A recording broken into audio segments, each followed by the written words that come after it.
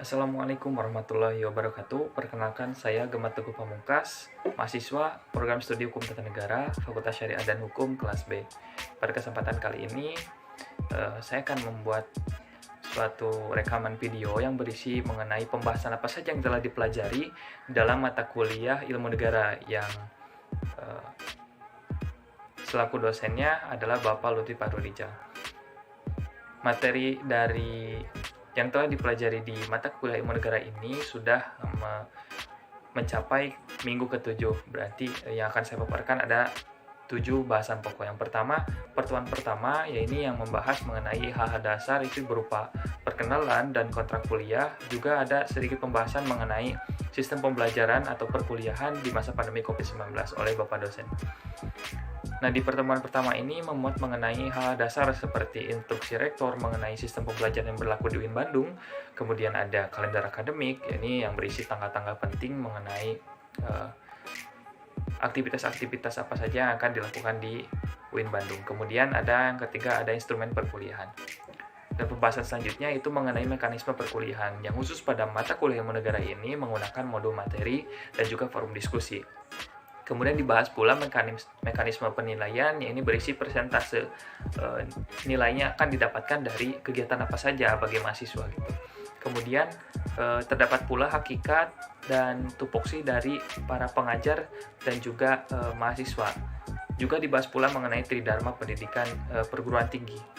Juga selanjutnya membahas pula mengenai paradigma pembelajaran di perguruan tinggi. Hal tersebut dilakukan tiada lain untuk menyamakan persepsi bahwasannya iklim perkuliahan di perguruan tinggi itu seperti apa bagi mahasiswa, khususnya kami yang baru menginjak semester 2. Kemudian masuk ke pertemuan yang kedua, ini sudah membahas mengenai materi perkuliahan, yakni yang pertama membahas mengenai konsep dasar ilmu negara. Konsep dasar ilmu negara ini dikemukakan yang pertama kali oleh George Jelinek. Beliau merupakan yang diakui sebagai Bapak Ilmu Negara, yang ini berasal dari Jerman pada tahun 1882. Beliau berpendapat bahwasanya konsep ilmu negara ini terbagi menjadi dua, yaitu Allgemeine Staatslehre yang berarti ajaran-ajaran umum mengenai konsep ilmu negara, dan juga Besondere Staatslehre, yaitu mengenai ajaran-ajaran khusus dalam konsep ilmu negara. Sedangkan ada pula pendapat mengenai Gassen, yaitu bahwasanya ilmu negara ini tidak perlu keluar dari topik pembahasan selain difokuskan kepada aspek hukum atau non-meta yuridis. Kemudian ada antitesis dari Gassen, yaitu dikemukakan oleh Cranenberg, berpendapat bahwasanya ilmu negara ini perlu mempelajari dari mulai aspek asal mula, sejarah, dan juga bagaimana negara itu dapat terbentuk.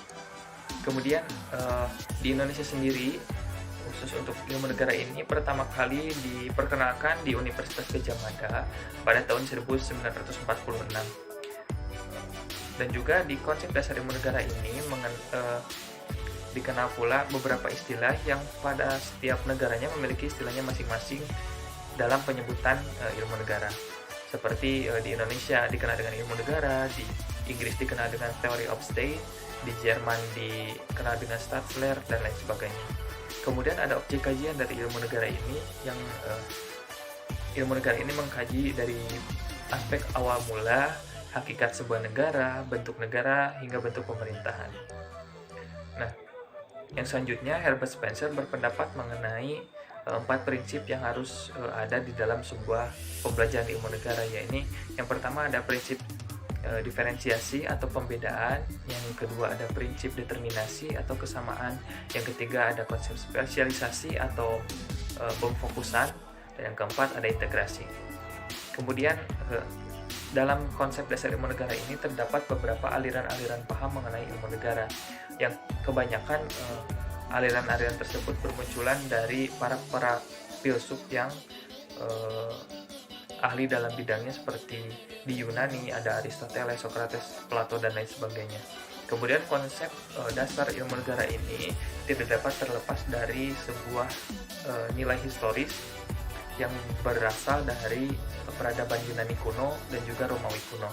Dua peradaban ini seringkali dijadikan sebuah rujukan mengenai aspek historis dalam sebuah ilmu pengetahuan. Namun di antara kedua ini terdapat perbedaan yang sangat signifikan mengenai konsep dasar ilmu negara. Yang pertama, perbedaan yang pertama yaitu ada dari segi pengkajian materi. yang biasanya di peradaban Yunani kuno itu pengkajian suatu materi biasanya dilakukan melalui sebuah pemikiran-pemikiran atau melalui aspek filsafat. Sedangkan untuk pengkajian suatu materi di peradaban Romawi kuno biasanya dilakukan melalui praktik-praktik atau melalui hal-hal yang bersifat praktis. Kemudian perbedaan yang selanjutnya yaitu dalam peradaban Yunani, warga negara itu termasuk ke dalam bagian negara tersebut. Jadi warga negara tidak mempunyai hak untuk melakukan gugatan atau pemberontakan terhadap negara tersebut karena itu merupakan dianggap sebagai suatu pelanggaran. Sedangkan dalam peradaban Romawi,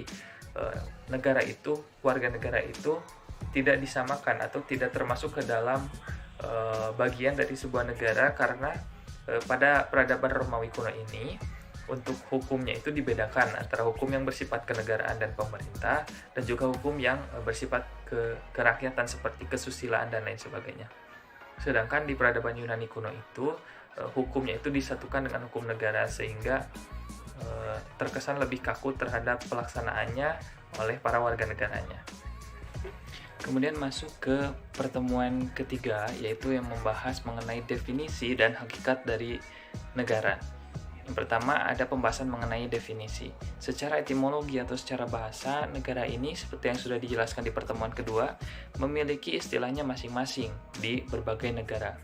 Di Indonesia disebut negara karena berasal dari bahasa Sanskerta, yakni kata nagara atau nagari yang berarti sebuah kota besar. Kemudian ada beberapa pendapat mengenai hakikat negara. Yang pertama diwakili oleh ahli dari Indonesia, ini Bapak Nasrun, yang berpendapat bahwa negara ini merupakan sebuah fenomena pergaulan hidup suatu masyarakat di dalam suatu wilayah yang saling berinteraksi, yang kemudian mereka membentuk atau berkomitmen untuk membentuk suatu lingkup yang lebih besar sehingga terbentuklah sebuah negara. Sedangkan pendapat lain dari ahli di luar negeri, yaitu ada dari Aristoteles, berasal dari Yunani kuno, yang mengemukakan bahwasannya negara itu merupakan sebuah konteks kehidupan manusia yang pada istilahnya disebut dalam istilah keluarga, yang menempati suatu wilayah atau dalam istilahnya disebut menempati suatu desa, yang manusia tersebut atau keluarga tersebut menempati desa tersebut itu dengan sebuah tujuan yang baik. Nah, kemudian ada 5 komponen dalam hakikat sebuah negara. Yang pertama ada organisasi. Organisasi ini berarti kumpulan rakyat yang mereka menciptakan suatu kelompok atau organisasi untuk menyelenggarakan suatu negara. Kemudian yang kedua ada unsur pemerintah. Ini pemerintah ini adalah perwakilan daripada rakyat tersebut yang memiliki tugas untuk menyelenggarakan kehidupan bernegara. Kemudian yang ketiga ada aspek rakyat. Rakyat ini sangat krusial sekali perannya karena untuk mengisi dari mulai mengisi wilayah tersebut, mengisi kursi-kursi pemerintahan dan menyelenggarakan negara itu sendiri. Sedangkan yang keempat ada unsur wilayah. Yakni wilayah ini harus merupakan wilayah yang bebas dari sebuah sengketa dengan pihak lain atau negara lain. Jadi sebuah negara harus memiliki unsur wilayah yang terbebas dari sengketa dengan negara lain. Kemudian yang kelima ada unsur pengakuan atau yang sering kita sebut dengan unsur de facto dan de jure. Kemudian selanjutnya masuk ke pertemuan keempat, yakni membahas mengenai unsur-unsur negara yang sebelumnya sudah dibahas di pertemuan ketiga secara sekilas, namun di pertemuan keempat ini dibahas secara rinci mengenai unsur-unsur negara. Nah, unsur-unsur negara ini diambil berdasarkan konvensi di Montevideo mengenai hak dan tugas sebuah penyelenggaraan sebuah negara. Yang pertama, unsur dari negara itu adalah satu wilayah, yakni wilayah yang berdaulat, yang berfungsi atau wilayah tersebut sebagai keberadaan dari negara tersebut, dan wilayah tersebut itu wilayah yang bebas dari sebuah sengketa dengan pihak lain. Kemudian unsur yang kedua yaitu ada penduduk, yakni warga negara yang berdaulat atau bukan warga negara asing. Jadi penduduk di sini adalah penduduk yang mengakui dirinya sebagai warga negara dari negara tersebut dan juga diakui oleh negara sebagai warga negaranya. Kemudian ada yang ketiga, unsur yang ketiga yaitu pemerintah. Ini pemerintah ini sebagai kunci berjalannya penyelenggaraan negara itu sendiri. yang pemerintah ini diharuskan sebagai pemerintah yang efektif dan terdiri dari lembaga-lembaga politik. Yang keempat, unsur yang keempat yaitu adalah pengakuan. Pengakuan ini terdapat dua jenis, yaitu pengakuan de facto, yaitu pengakuan yang berdasarkan dengan fakta-fakta kondisi sebenarnya mengenai kelayakan apakah negara tersebut sudah layak dalam segi penyelenggaraannya, dalam segi aktivitas di dalamnya apakah sudah layak dikatakan menjadi sebuah negara atau diakui sebagai sebuah negara. Kemudian pengakuan yang kedua yaitu pengakuan de jure, yakni pengakuan mengenai aspek-aspek hukum. Jadi dalam de jure ini ditinjau mengenai legalitas hukum yang berlaku di negara tersebut, apakah sudah layak memiliki sebuah hukum atau hukum yang berlaku dalam berjalannya penyelenggaraan tersebut, apakah sudah layak dikatakan sebuah negara berdasarkan aspek hukum. Kemudian yang kelima, unsur yang kelima ini ada hubungan internasional, yaitu hubungan yang bisa dilakukan melalui aspek deklaratif atau pendeklarasian kemerdekaan bahwasannya negara tersebut sudah layak dikatakan sebagai sebuah negara, dan juga hubungan internasional ini bisa dilakukan melalui jalur diplomatik atau kerjasama dengan negara-negara lain. Kemudian masuk ke pertemuan yang kelima, yaitu sudah masuk membahas mengenai teori negara. Teori negara ini dibagi ke dalam dua pertemuan. Yang pertemuan yang kelima ini membahas mengenai teori negara seperti teori negara formal, teori negara kapitalis klasik, teori negara Marxis klasik, dan juga teori negara Bonapartis. Untuk teori negara formal ini berpandangan bahwa negara ini berdasarkan fakta yang ada dan bersifat normatif yuridis dan juga bersifat das solem das sein. Kemudian konsep negara kapitalis klasik ini berpandangan bahwa negara ini hanya berperan kecil, yaitu hanya sebagai pelayan saja bagi rakyatnya, bagi warga negaranya. Teori ini dikemukakan oleh Adam Smith.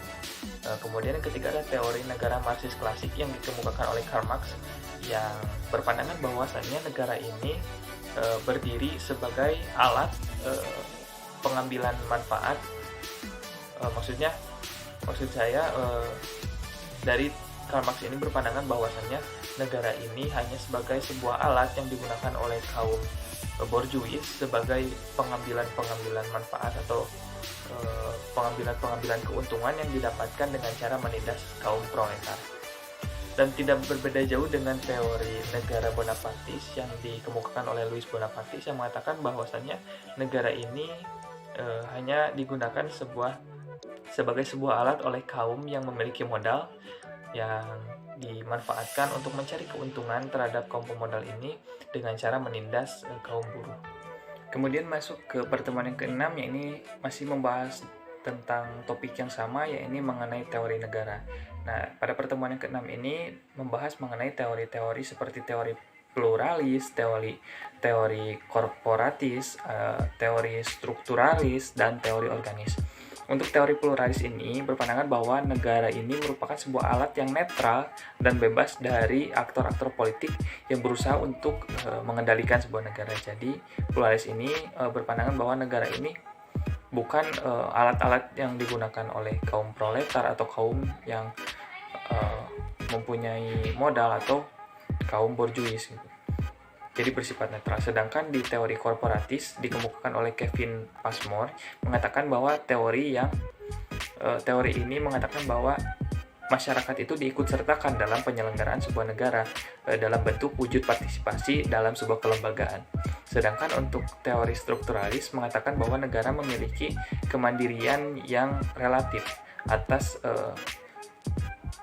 kemandirian relatif ini didapatkan atas hasil dari sebuah perubahan sosial dan juga konfigurasi struktural masyarakat. Kemudian ada teori organis yang mengatakan bahwa negara itu memiliki kemandirian yang bersifat besar dan bersifat utuh dan berperan aktif dalam menentukan kebijakan secara penuh. Jadi dalam teori organis ini negara mempunyai hak secara penuh untuk menentukan kebijakan-kebijakan terhadap masyarakat tanpa ada unsur demokratis. Dan yang terakhir ada pertemuan yang ketujuh membahas mengenai asal mula suatu negara.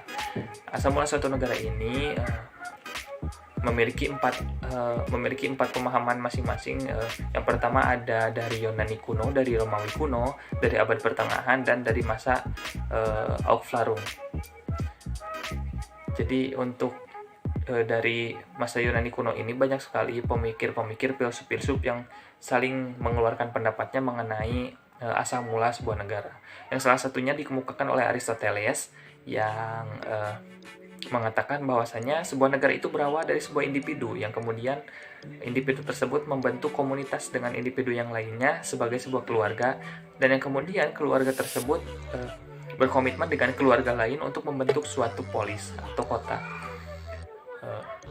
Kemudian ada masa Romawi kuno yang mengatakan yang diwakili oleh Lucretius yang mengatakan bahwasannya negara ini berasal dari sebuah manusia yang memerlukan sesuatu untuk memenuhi kebutuhan hidupnya, dan atas dasar keharusan tersebut mendorong manusia tersebut untuk melakukan interaksi dengan manusia yang lainnya, yang kemudian dari sebuah interaksi tersebut berlanjut membentuk suatu komunitas yang lebih besar.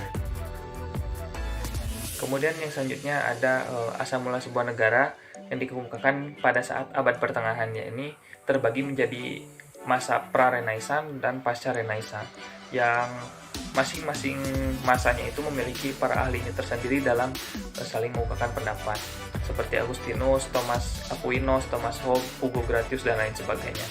Nah, pada saat abad pertengahan ini memiliki ciri-ciri kondisi masyarakat atau kondisi sosial pada saat itu, yakni masyarakat pada saat itu berupaya untuk keluar atau memerdekakan diri dari belenggu aturan-aturan gereja, karena ciri dari Renaissance itu adalah supremasi aturan-aturan gereja. Jadi gereja itu komunitas gereja memiliki aturan-aturannya tersendiri untuk mengatur masyarakat.